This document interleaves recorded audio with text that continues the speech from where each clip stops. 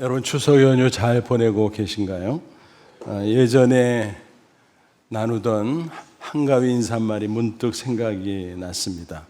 더도 말고 덜도 말고 한가위만 같아라, 이런 말이지요. 햅쌀로 송편을 빚고 또 햇것들로 음식을 만들어 나누어 먹던 그 풍성함, 그것을 나누는 명절이기 때문에 이런 인사말이 있게 된 줄 압니다. 한가위처럼 항상 풍성하고 잘 먹고 잘 살면 좋겠다, 그런 소원이 담긴 인사말입니다. 그런데 잘 생각해 보면, 뒤집어 보면 이런 것 같아요.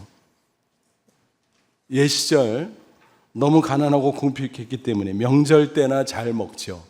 그러다 보니까 항상 이러면 좋겠다, 아마 그런 소원을 빌었던 것 같습니다. 오늘 우리는 어떻습니까? 마찬가지죠. 모처럼 가족과 친지들과 좋은 시간도 갖고 또 풍성한 음식도 먹고 또 명절의 풍속도가 달라져서 여행도 하고 여유 있는 시간들을 보내고 있습니다. 하지만 연휴를 마치고 현실로 돌아오면 어떻습니까? 또다시 이런저런 어려운 문제들이 우리를 기다리고 있을 것입니다. 사실은 그게 우리 삶의 실상이죠. 명절은 그 한가운데 잠시 갖는 쉼의 시간일 뿐입니다. 그래서 그런지 명절 후에는 더 큰 스트레스가 있다라는 말도 있습니다. 이럴 때 역설적으로 고난의 문제를 생각해 보면 어떨까, 그렇게 생각해 봤습니다. 어차피 인생은 고난으로 가득하죠. 그런 사실을 인정하고 고난을 이기고 승리할 수 있는 방법을 터득할 수 있다면 좀 더 멋진 인생을 살 수 있을 것입니다. 오늘 본문은 베드로 사도가 1세기 성도들에게 주었던 말씀이죠. 그때는 기본적으로 핍박과 고난이 가득한 시절이었습니다. 그러면 오늘 이 시대는 어떨까요? 그때와 상황이 많이 다르긴 합니다. 그러나 여전히 고난이 가득한 세상을 우리는 살아가고 있습니다. 따라서 이 말씀은 우리에게도 그대로 적용된다고 생각을 합니다. 아무쪼록 이 말씀을 통해서 고난 많은 세상 가운데 어떻게 하면 승리할 수 있을까, 그 비결을 재확인함으로 복되고 아름다운 인생을 꼭 살아가는 저와 여러분 다 되시기를 주님의 이름으로 축원합니다. 예수님의 십자가 고난은 우리에게 닥치는 고난에 대한 모델이 된다. 베드로는 그렇게 말씀하고 있습니다. 우리가 예수님을 믿음으로 하나님의 자녀가 됐어요. 그럼 어떤가요? 고난이 비켜가나요? 그렇지 않죠. 우리도 천국 가기 전까지는 세상 살 동안 고난의 삶을 살아갈 수밖에 없습니다. 모든 인생들이 그렇지만 우리의 성도들도 예외는 아니다라는 것입니다. 고난에 관한 한 면제 대상은 단 한 명도 없습니다. 그러면 신앙의 유익이 뭐야 도대체? 라고 반문하는 사람이 있을지도 모르겠습니다.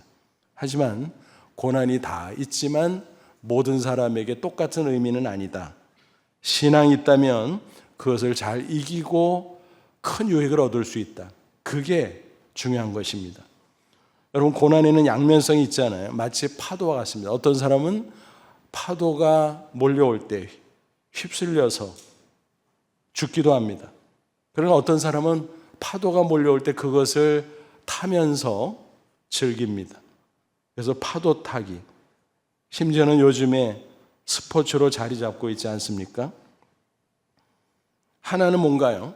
고난에 비교해서 생각하면 고난이 닥쳐올 때 실패하는 자도 있지만 그러나 고난 때문에 오히려 더 아름다운 모습으로 인생이 변화되는 경우도 있다라는 것입니다.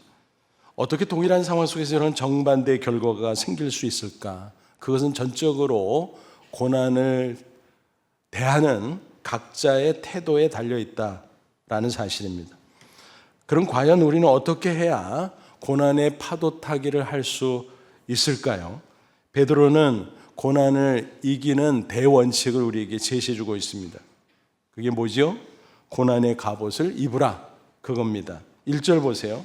그리스도께서 이미 고난의 육체 고난을 받으셨으니 너희도 같은 마음으로 갑옷을 삼으라. 예수님께서 우리 앞서 십자가 고난을 당하셨어요. 그때 예수님의 마음은 어떠셨을까?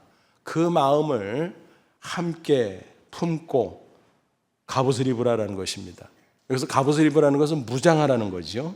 그러니까 우리의 삶 가운데 고난이 닥쳐올 때 예수님이 고난을 당할 때 그 마음을 헤아리면서 그 마음을 품고 영적으로 무장하라, 그 말씀입니다. 그러면 능히 승리할 수 있다는 것입니다.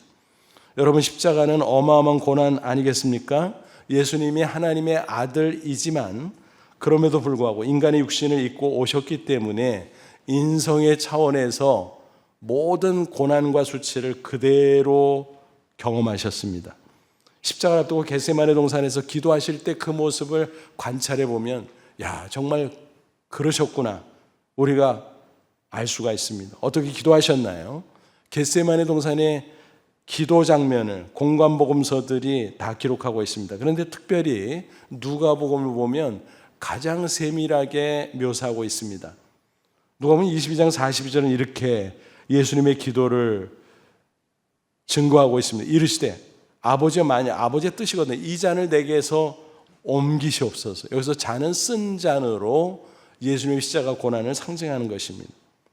그러니까 예수님은 인성의 차원에서 너무너무 고통스러워서 피하고 싶으셨던 것입니다. 그게 인간적인 소원이었습니다. 그러나 내 원대로 마옵시고 아버지의 원대로 되기를 원하나이다 하시니 뭐예요?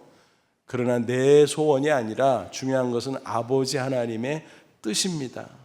그것을 보여주시고 그 뜻대로 순종하게 하옵소서. 예수님이 이렇게 기도했습니다. 얼마나 치열하게 기도하셨을까? 이런 기록이 있습니다. 누가복음 22장 44절 보니까 예수께서 힘쓰고 애써 더욱 간절히 기도하시니 땀이 땅에 떨어지는 핏방울 같이 되더라 그랬습니다. 다른 복음서 마태복음, 마가복음 같은 데는 겟세마네 동산에 기도가 기록되어 있긴 하지만 아주 세밀하지 않습니다. 이런 기록은 오직 누가복음에만 있습니다. 어쩌면 누가가 의사였기 때문에 세밀하게 관찰하고 기록했는지도 모릅니다. 무슨 얘기입니까? 사람이 극도의 스트레스를 받으면 실핏줄이 터져서 땀샘을 통해서 피가 나온다고 하는 것입니다. 그런 상태를 묘사한 겁니다. 그러니까 얼마나 예수님께서 고난이 닥쳐올 때 긴장하셨을까, 또 고통스러우셨을까, 우리가 능히 상상할 수 있겠죠. 여러분, 예수님께서 이처럼 처참하게 고통을 당하신 이유가 뭘까요? 그것은 한마디로 대속의 고통이었습니다. 우리 한 사람 한 사람의 죄로 인해서 당할 고통과 죽음을 예수님께서 대신 당하셨다는 것입니다. 겟세마네 동산에서 긴장, 불안, 고통, 그것은 우리가 죽음 앞에 경험해야 될 그런 것들이었습니다. 또 십자가상에서 당하신 고통과 죽음은 우리 각자가 마땅히 당할 심판이었습니다. 그런데 그것을 우리에게 모면하게 하시려고, 또 그 고통과 죽음으로부터 우리를 구원하시려고 예수님은 대속의 고통을 당하셨다라는 것입니다. 그분은 십자가 고통을 피할 생각만 하셨다면 얼마든지 쉽게 피할 수 있었을 것입니다. 왜 그런가 한번 따져보세요. 최후의 만찬 석상에서 가로두다가 자리를 박차고 나갔잖아요. 예수는 훤히 내다보고 있었어요. 그가 무슨 짓을 할지. 체포대를 끌고 예수님을 잡으러 오지 않겠습니까? 그러면 평소의 동선, 가로다가 훤히 아니까 그 동선과 다른 길을 가신다면 얼마든지 피할 수 있었을 것입니다. 하지만 예수님은 평소대로 같은 길로 가셨고 같은 장소인 겟세마네 동산에 올라가셨다라고 하는 것입니다. 그러니까 자진해서 가셨다, 십자가를 향해 뚜벅뚜벅 걸어가셨다라고 보는 것이 맞습니다. 하지만 너무너무 고통스럽기 때문에 아버지께서 허락하신다면 이 쓴 잔을 지나가게 하면 안 됩니까? 라고 간절한 소원을 올려드렸던 것입니다. 그러면서도 중요한 것은 아버지의 뜻이기에 그 뜻을 확인해 주시면 순종하겠습니다라는 결단의 기도를 하신 것입니다. 결국 순종하셨죠. 그것은 이사야 53장 5절에 이사야 선지자의 예언에 대한 성취였습니다. 이사야 53장 5절, 그가 찔림 우리의 허물을 인하며 그가 상함은 우리의 죄악을 인함이라. 그가 징계를 받음으로 우리가 평안을 누리고 그가 채찍에 맞음으로 우리가 나음을 얻었도다. 예수님의 십자가 고난, 채찍에 맞으시고 못 박혀 피 흘리시고 그 모든 것은 바로 우리를 대신한 대속의 고난이었다라고 하는 사실입니다. 이런 대속의 고난을 우리가 깊이 묵상할 수 있다면 예수님의 마음을 헤아릴 수 있을 것입니다. 아, 예수님은 우리를 구원하기 위해, 우리를 대신하기 위해 그 모진 고통을 스스로 감당하셨구나. 그 예수님의 마음을 우리가 품고 영적으로 무장한다면 어찌 십자가 앞에 우리가 낙심하고 패배할 수 있겠습니까? 예수님이 고난을 능히 이기시고 우리를 구원하신 것처럼 예수님의 고난의 길을 따라간다면 우리도 능히 승리할 수 있다는 것입니다. 그게 바로 베드로가 고난의 갑옷을 입으라고 말씀한 뜻인 겁니다. 그럼 구체적으로 고난의 갑옷을 입고 영적 무장을 할 때 우리는 어떻게 살아갈 수 있을까요? 베드로는 두 가지를 제시하고 있습니다. 첫째는 고난의 갑옷을 입고 죄를 이기고 연단을 받으라라는 것입니다. 둘째는 고난의 갑옷을 입고 하나님의 뜻을 따르며 살라라는 것입니다. 그것이 가능하다는 것입니다. 첫째, 고난을 받을 때 무엇보다 그런 기회에 연단을 받으라. 그렇게 말씀합니다. 1절 하반절 보면 이는 육체 고난을 받은 자는 죄를 그쳤습니다. 누누이 말씀드린 예수님의 고난은 우리의 죄를 대속하기 위함이잖아요. 말하자면 죄를 끊어낸 겁니다. 그런데 그 죄는 자신의 죄를 인함이 아니라 우리의 죄를 인함이죠. 예수님은 하나님의 아들로서 인간으로 오셨음에도 불구하고 죄는 없으신 분입니다. 그럼에도 불구하고 우리의 죄 때문에 그 극한 고난을 당하셨다는 것입니다. 육체 고난이라고 하는 것은 예수님도 인성을 갖고 있기 때문에 그런 차원에서 온갖 고통을 다 당하셨다라는 그런 뜻입니다. 하나님의 아들이기 때문에 능력이 많으니까 고통, 그까짓 거 뭐 아무것도 아니었을까? 뭐 이런 상상을 혹시 할 수 있을지 모르겠어요. 전혀 그렇지 않습니다. 예수님이 고난을 당할 때 인성의 측면에서 당하셨다라는 것입니다. 오히려 아주 예민하셨던 주님은 더 큰 수치와 더 큰 고통을 당하셨을 것 같습니다. 육체적으로, 정신적으로, 영적으로 온갖 고통을 당하셨습니다. 오죽하면 십자가에서 몸부림을 치다가 너무너무 고통스러워서 내가 목마르다라고 신음처럼 말씀하셨겠습니까? 또 칠흑 같은 어둠 속에서 그 고통과 소외감 속에서 너무너무 괴로워서 엘렐리 라마 사박다니 나의 하나님 나는 어찌 나를 버리셨나이까라고 절규하셨겠습니까? 그 모든 고통이 바로 우리의 죄 때문이었다는 사실입니다. 우리의 죄가 예수님의 양 어깨에, 아니 온몸에 짊어지워졌던 것입니다. 이런 사실을 생각한다면 우리는 어떻게 해요? 십자가 앞에서 어찌 감히 죄를 지을 수 있겠습니까? 그래서 바울은 이렇게 증거합니다. 로마서 6장 2절 죄에 대하여 죽은 우리가 어찌 그 가운데 더 살리요. 예수님이 우리의 죄를 대신해서 그 모진 고난을 당하시고 십자가에 못 박혀 죽었는데 어찌 그 은혜로 구원받은 우리가, 자녀된 우리가 죄를 짓겠는가? 그럴 수 없다. 그래서는 안 된다라는 말씀이지요. 또 바울은 갈라디아서 5장 24절에 이렇게 증거합니다. 그리스도 예수의 사람들은 육체와 함께 그 정욕과 탐심을 십자가에 못 박았느니라. 무슨 얘기예요?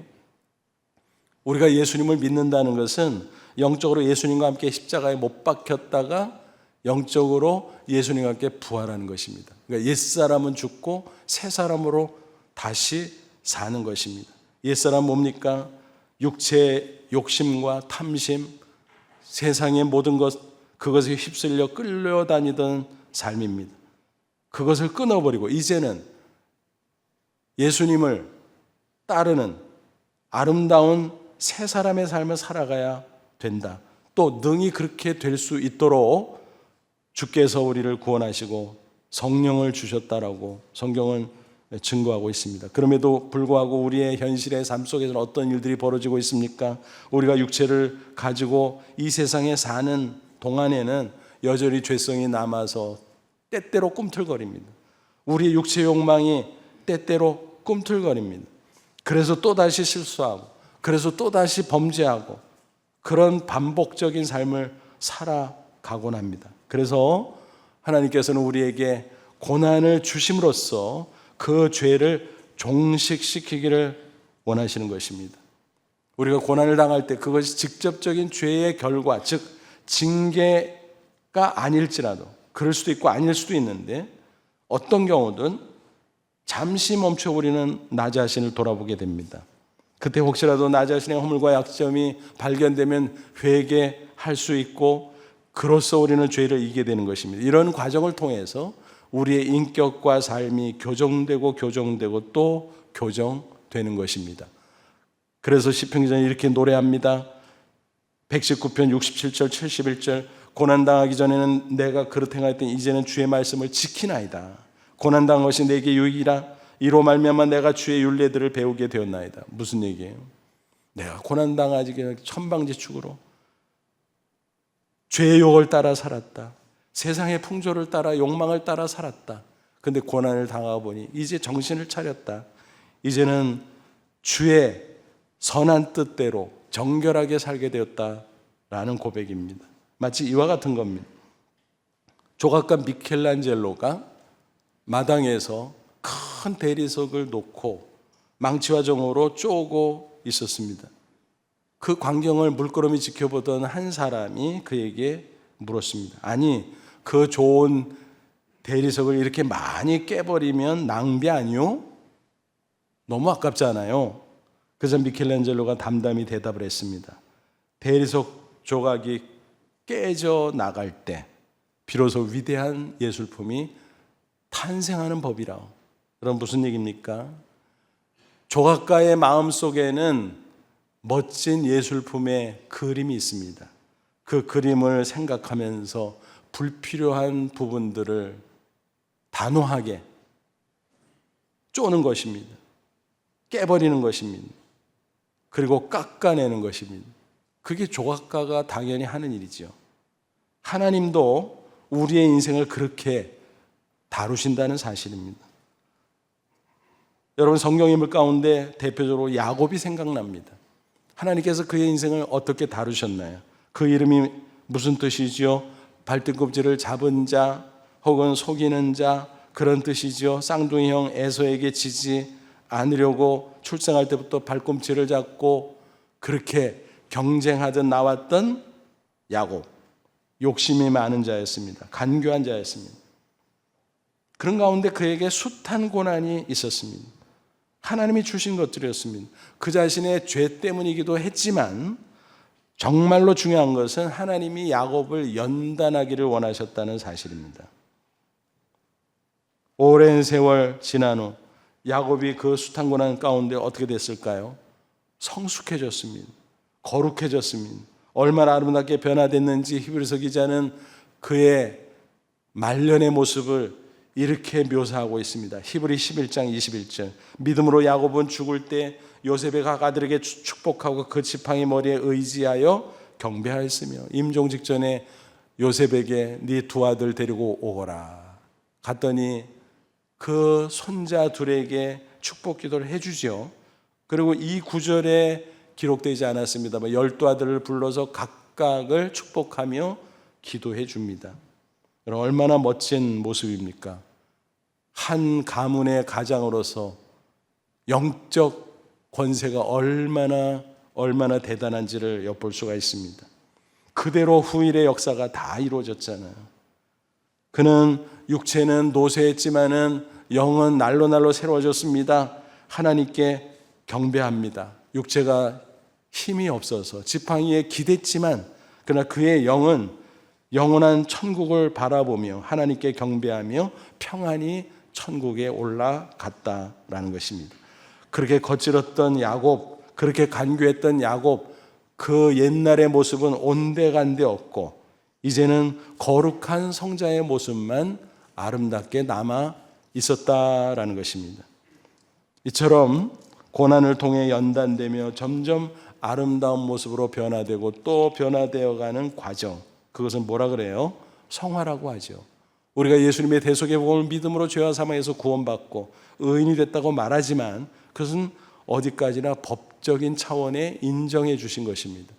우리의 실상은 여전히 죄의 유혹을 받고 여전히 육체의 욕망에 끌려다니고 그렇습니다. 그래서 영적인 싸움으로 그것을 이기고 또 이기고 그런 가운데 변화되고 변화되어야 됩니다. 그게 성화고 그 모델은 바로 우리 주 예수 그리스도인 것입니다. 에베소 4장 15절 범사에 그에까지 자랄지라 그는 머리니 그리스도시라 그랬습니다. 그러니까 예수님을 향해서 계속 닮아가고 우리의 불필요한 부분들은 쪼개고 깎고 그게 성화의 과정인 것입니다. 그게 바로 하나님의 연단인 것입니다. 하나님은 이런 목적으로 우리를 구원하셨다라고까지 말씀하십니다. 로마서 8장 29절 하나님이 미리 아신 자들을 또한 그 아들 예수의 형상을 본받게 하기 위하여 미리 정하셨으니 이는 그로 말 많은 형제 중에서 맏아들이 되게 하려 하시면 뭔 얘기예요? 하나님의 권소, 하나님의 가족이 있다는 거예요. 천국의 로얄 패밀리죠.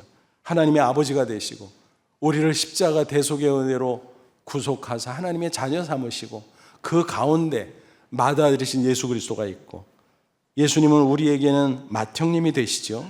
그래서 거룩한 하나님의 형상을 이루어야 되는데 모델이 필요하잖아요. 그래서 인간으로 오셨던 예수 그리스도를 모델로 닮아가고 그래서 거룩한 성자의 모습으로 천국에 들어오도록 그래서 영원한 천국의 패밀리의 일원이 되도록 그게 하나님의 구원의 목적이다 라고 하는 것입니다. 따라서 이제 고난이 닥치면 먼저 나 자신을 돌아보면서 나에게 주님 앞에서 불필요한 부분이 뭘까? 쪼개져야 될 부분은 뭘까? 깎아야 될 부분은 뭘까? 하는 것을 살펴볼 수 있기를 바랍니다. 그런 부분을 쪼개내고 깎아내면 나에게 놀라운 축복이 임한다는 사실입니다. 여러분 이 사진을 한번 보세요. 이 사진의 주인공 누굴까요? 수영 황제 펠프스입니다. 메달이 어마어마하죠. 그는 미국의 수영 선수로서 통산 28개 메달을 획득한 대선수입니다. 올림픽 역사상 고대 올림픽부터 현대 올림픽까지 통틀어서 가장 많은 메달을 딴 사람으로 알려져 있습니다. 그런데 그에게 그늘이 있었습니다. 겉으로는 화려한 성공의 주인공이었습니다. 그런데 이런 사람들에게 뜻밖의 모습이 있습니다. 그도 그랬습니다. 만족할 수 없었습니다. 우울증을 앓았습니다. 마약을 했습니다. 음주운전으로 체포되기도 했습니다. 인간적인 갈등으로 주변 사람들과 관계도 하나하나 끊어져 갔습니다. 극도의 슬럼프에 빠졌습니다. 은퇴를 선언했습니다. 이 인생이 그대로 방치됐다면 어떻게 됐을까요? 나락으로 계속 빠질 수밖에 없었을 것입니다. 그런데 여기서 반전이 일어납니다. 그가 애리조나주 심리치유및 중독치료센터에 다니게 됩니다. 그러면서 거기서 자신의 정체성을 발견하고 자존감을 회복하게 됩니다. 어떻게 그게 가능했을까요? 결정적인 계기는 그곳에서 한 책을 받아 읽게 되었던 것입니다. 그 책은 릭 워렌 목사의 베스트셀러 목적이 이끄는 삶이었습니다. 여러분 그 책은 우리말로도 번역돼서 많은 한국의 성도들이 읽었고 지금도 읽고 있습니다. 저는 그 책을 이렇게 규정합니다. 성경을 가장 잘 요약한 책이다. 그렇습니다. 그는 그 책을 통해서 성경 말씀을 접했고 살아계신 하나님과 그 아들 예수 그리스도가 나의 구주라는 사실을 믿고 고백하게 되었던 것입니다. 그러니까 다 정리가 됐어요. 내가 누구인가? 내가 어떤 목적을 가지고 살아야 될까? 자신의 정체성과 인생의 의미와 목적을 발견하게 되었다는 것입니다. 너무 기뻤습니다. 그리고 모든 것이 회복됐습니다. 그래서 주위 사람들에게도 열심히 그 책을 소개하고 읽어주기까지 했습니다. 그래서 그 치유센터에 드나드는 많은 사람들이 치유받는 놀라운 일들도 벌어지게 되었습니다. 그래서 주위 사람들이 그에게 별명을 붙여줍니다. 마이크 목사님. 이렇게 불렀던 것입니다. 그러고 나서 그는 선수 복귀를 선언합니다. 그리고 2016 브라질 리우 올림픽에 출전하게 됩니다. 어떤 결과가 있었을까요? 금메달 5개와 은메달 1개를 당당히 획득합니다. 그런데 겉모습은 예나 그때나 사실은 비슷합니다. 근데 그의 속사람이 변했습니다. 그는 정말 기뻤습니다. 그리고 감사했습니다. 그리고 그 이후에는 유소년의 수용을 지도 봉사하는 그리스도인으로서의 섬기는 삶을 살았습니다.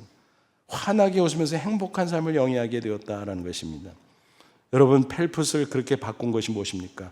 고난입니다. 그래서 고난은 축복이라고 하는 것입니다. 오늘 우리도 마찬가지입니다. 고난이 올 때 나 자신을 돌아보고 혹시라도 나에게 아직 주님 앞에 불필요한 부분들이 남아있는가? 아니, 나쁜 추한 부분들이 남아있는가? 그럼 그것을 쪼아버려야 됩니다. 그리고 깎아내야 됩니다. 베드로는 그것을 이렇게 말씀합니다. 2절 보세요. 그러로는 다시 사람의 정욕을 따르지 않냐고. 육체의 욕망을 따라 살지 말라. 그것을 끊어버리라는 것입니다. 이어서 3절에서 또 증거합니다. 너희가 음란과 정욕과 술취함과 방탕과 향락과 무법한 우상 숭배를 하여 이방인, 여기서 이방인은 혈통적인 게 아니라 영적인 거예요. 불신자입니다. 불신자의 뜻을 따라 행한 것은 지나간 때로 족하도다. 무슨 얘기예요? 예수님을 만나기 전에 옛사람으로 살았었다라는 것입니다.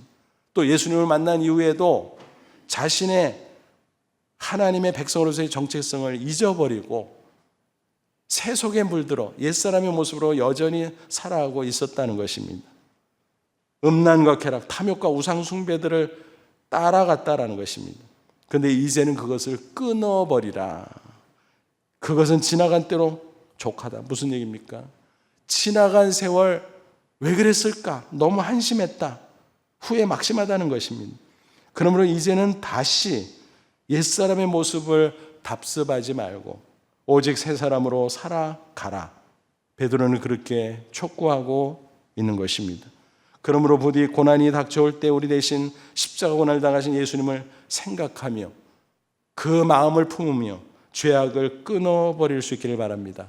그리고 예수님을 닮아 성화의 길을 걸어갈 수 있기를 바랍니다. 그래서 우리 안에 예수 그리스도의 거룩한 모습이 이루어지며 행복한 인생을 살아가는 저와 여러분 다 되시기를 주님의 이름으로 축원합니다. 그리고 둘째로 우리는 고난의 갑옷을 입고 하나님의 뜻을 따르며 살아갈 수 있습니다. 또 그렇게 살아가야 됩니다.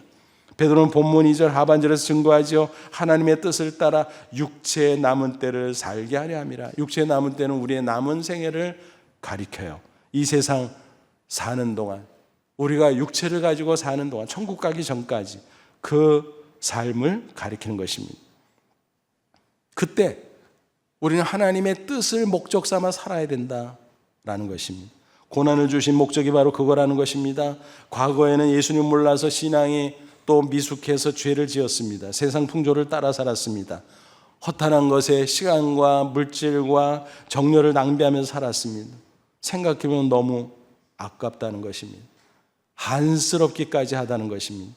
그러므로 짧은, 어쩌면 지금까지 살았던 인생의 기간보다 더 짧은 남은 인생, 오직 하나님의 뜻을 분별하고 그 뜻을 목적 삼고 순종하며 헌신하며 살아가라, 그 말씀입니다. 사람이 참 이상합니다. 풍족하고 형통할 때 희한하게 인생을 잘 깨닫지는 못해요. 항상 그럴 줄 압니다. 앞으로도 계속 그런 기회가 유지될 줄 압니다. 그러다 보니까 아무 생각 없이 세상 풍조를 따라 살아갑니다. 인생이 무엇인지도 잘 모르고 살아갑니다. 낭비하는 인생을 살아가는 거지요. 그러다가 막상 그 모든 것들이 하나둘 사라지고 모든 것을 잃어버리게 되면 너무 아쉽죠. 후회가 되지요. 이럴 줄 알았으면 차라리 내가 하나님의 뜻대로 살 걸, 하나님의 선한 일을 위해서 헌신하며 살 걸, 그런 생각이 들게 되는 것입니다. 그런데 상당한 경우 후회하지만 때가 너무 늦은 경우가 많다라는 것입니다. 여러분, 오직 하나님의 뜻만이 영원히 남는다는 사실 꼭 기억하시 바랍니다.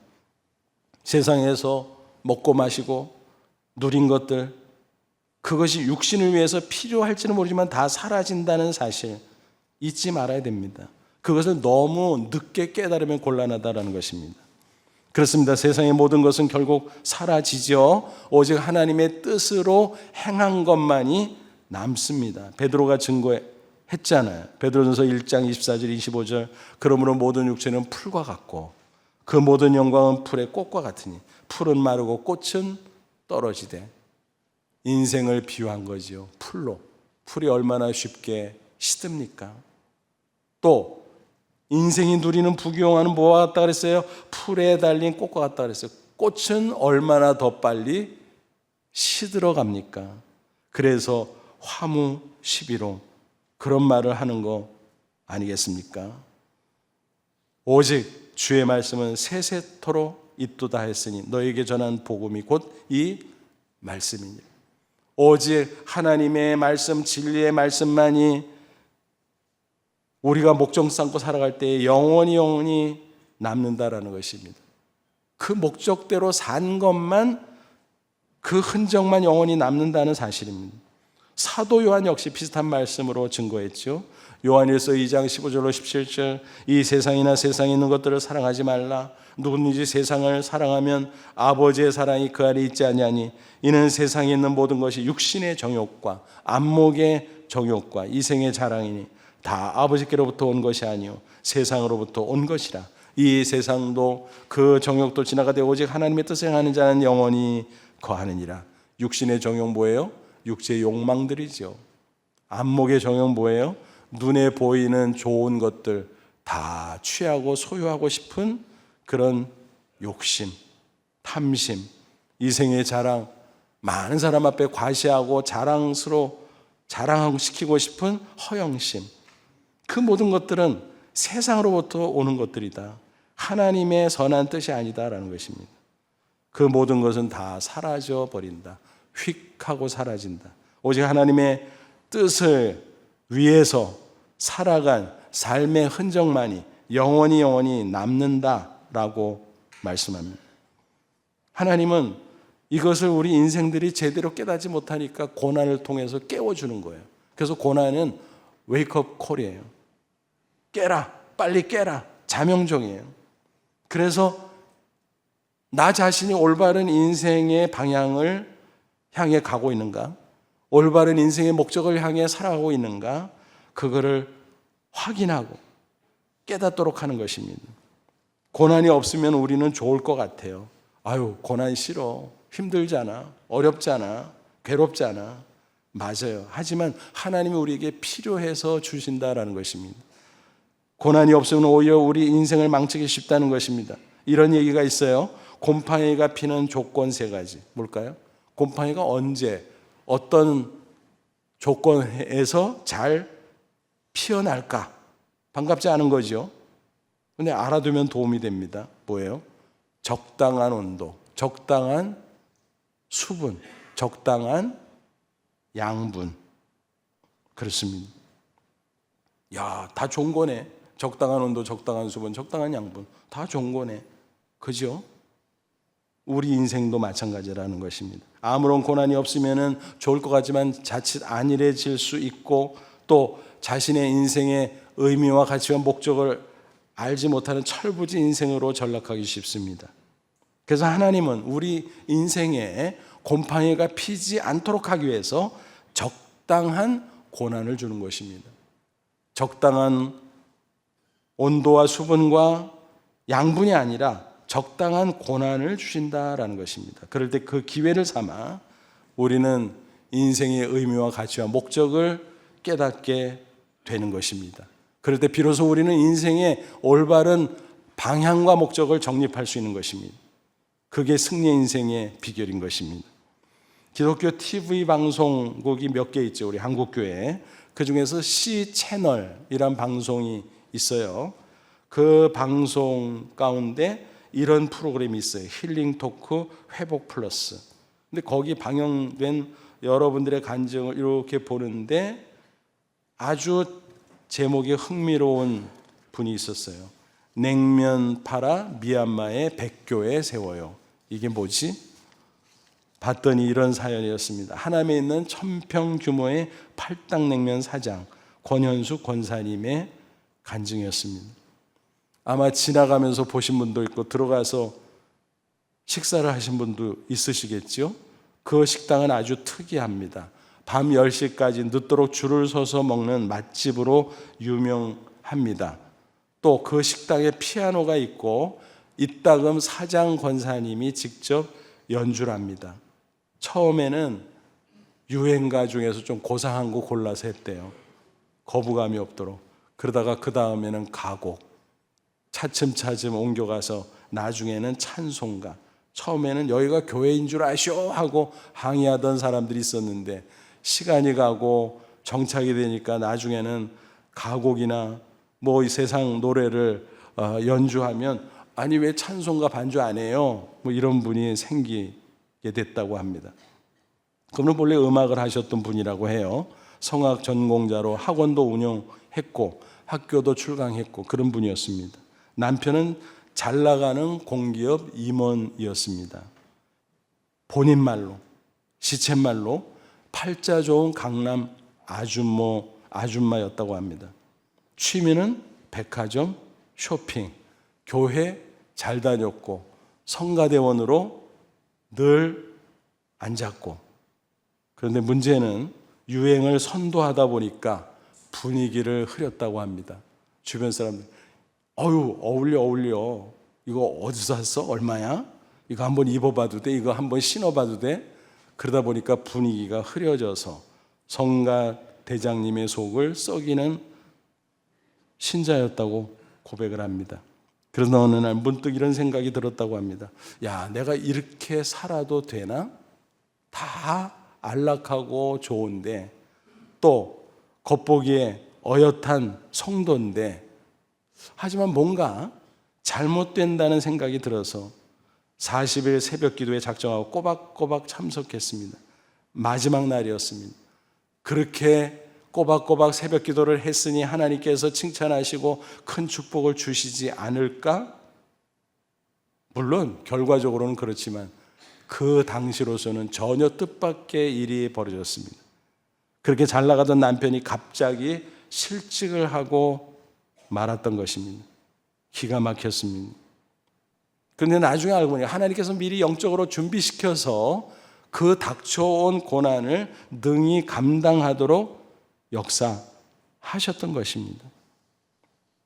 그는 앞으로 어떻게 살아야 될까 고민했습니다. 기도했습니다. 어렸을 때 냉면을 좋아했는데 중학생 시절 커서 냉면집이나 할까? 그런 생각을 했던 게 떠올랐습니다. 그래, 냉면집 하자. 그래서 오픈을 하게 됩니다. 고급스럽게 하자. 하지만 값싸게 하자. 아주 어려운 난제지요. 그런 계획을 가지고 출발을 했습니다. 그리고 이제는 하나님의 뜻대로 살리라. 하나님이 뭘 제일 좋아하실까? 영혼 구원이지. 그러면 선교를 목적으로 해야 되겠다. 그래서 열심히 사업하고 열심히 벌어서 선교 헌신을 하자라고 마음을 먹었습니다. 그런데 오픈을 했는데 6개월 동안 손님이 거의 없는 겁니다. 심지어는 하루의 매상이 1000평 규모의 식당인데 40만 원. 직원이 얼마나 많은데, 렌트비가 얼마나 비싼데 어떻게 할까? 기가 막힌 상황이지만 그는 담담했습니다. 왜? 안 되면 하나님 손해니까. 목적을 세우고 하니까 안 되면 하나님 손해지, 그런 담대한 마음이 들었습니다. 그런데 놀랍게도 6개월이 지나면서 손님들이 어디서 왔는지 구름대처럼 몰려들기 시작했습니다. 그래서 밤늦도록 줄을 서는 소문난 맛집이 되게 되었다라는 것입니다. 열심히 장사했습니다. 열심히 돈을 벌었습니다. 그리고 열심히 선교했습니다. 그리고 지금에 이르게 됐습니다. 지금까지 미얀마에 20개가 넘는 교회당을 건축했고 신학교를 세워서 현지 목회자를 많이 양성하고 있습니다. 선교지경을 라오스에까지 확장했습니다. 그리고 미얀마는 특별히 교회당 100개를 건축하는 목표도 세웠습니다. 그래서 그 프로의 타이틀이 냉면 팔아 미얀마의 100개 교회 세워요 였던 것입니다. 아, 그랬구나. 그 간증을 보면서 제가 그런 생각을 했습니다. 야, 고난이 이분의 인생을 살렸구나. 이분의 인생을 멋지게 바꿨구나. 그렇습니다. 이런 말씀들을 들으면 고난이 와도 걱정이 하나도 없겠네. 고난이 오면 연단에서 우리를 거룩한 하나님의 사람으로 바꿔줄 것이고, 또 우리가 엉뚱한 방향으로 인생을 살아갈 때 고난이 오면 인생의 목적과 방향을 바로 잡아줄 것이고, 고난이 축복이구나. 예수님의 고난을 생각하면 고난의 갑옷을 입으면 우리는 얼마든지 승리할 수 있겠구나. 그렇습니다. 한 번은 어느 선교사님의 선교편지를 읽다 혼자 웃었습니다. 그 손자 이야기가 적혀 있었습니다. 유치원에 다니는데 그 아빠, 선교사님의 아드님이죠. 국제학교 교사로 일하는데 어려서부터 드럼을 아주 잘 쳤습니다.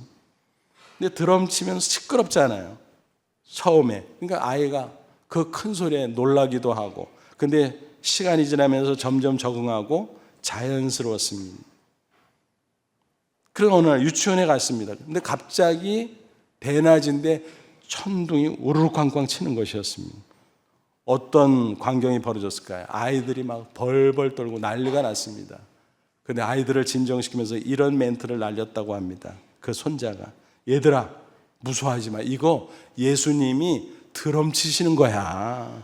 조금 있으면 그칠 거야. 걱정하지 마. 어린아이의 천진난만한 상상력이 발동된 이야기지만 우리에게 시사해 주는 바가 있다고 생각합니다. 모든 고난은 주님의 주권 안에 있습니다. 주님의 드럼 치는 소리입니다. 그것에 우리가 적응할 수 있다면, 그 고난의 의미를 알 수 있다면 그것은 능히 우리가 대처할 수 있고 극복할 수 있고 승리하게 될 줄로 믿습니다. 예수님의 고난을 갑옷으로 입고 살 때 그럴 수 있다는 것입니다. 아무쪼록 때때로 고난이 닥칠 때 멈추어서 나 자신을 돌아봄으로 불필요한 부분들을 깎아내고 다듬어 쪼개어내고, 그래서 연단 받으시기 바랍니다. 그리고 고난이 닥칠 때 잠시 멈춰서 내가 인생의 올바른 방향으로 가고 있는가를 점검해 볼 수 있기를 바랍니다. 그래서 고난의 갑옷을 입고 복된 인생, 아름다운 인생을 살아갈 수 있기를 바랍니다. 그리고 무엇보다 시편 기자처럼 고난당한 것이 내게 유익이라는 그런 신앙 고백을 할 수 있기를 바랍니다. 그래서 남은 생에 계속 승리하는 저와 여러분 되시기를 주님의 이름으로 축원합니다. 기도하겠습니다. 이 말씀 붙잡고 기도하죠. 하나님, 그렇습니다. 험한 세상 살 때 고난이 있지만 예수 그리스도 앞서 십자가 고난 당하신 것을 생각하며 그 마음을 고난의 갑옷 삼고 영적으로 무장하게 하옵소서. 그래서 능히 감당하고 승리케 하옵소서. 연단되어 그리스도의 거룩한 형상을 담게 하시고 우리의 인생의 방향을 주님의 뜻에 정중앙에 맞출 수 있는 아름다운 기회로 삼게 하옵소서. 그래서 승리하게 하옵소서. 다 같이 간절한 마음으로 잠시 기도합니다. 하나님 아버지, 은혜와 사랑을 진심으로 감사합니다. 이 시간 주의 말씀으로 다시 한번 우리를 깨우쳐 주시고 격려해 주시니 감사합니다. 고난이 닥치되 낙심하지 않게 해주시고 고난을 통해서 연단되게 하시고 고난을 통해서 인생의 목적과 방향을 바로잡게 하시고, 그래서 하나님이 기뻐하시는 복된 인생, 그리고 영원히 남을 존귀한 인생이 될 수 있도록 우리를 붙드시고 이끄시고 역사해 주시옵소서. 예수님의 이름으로 기도하옵나이다. 아멘.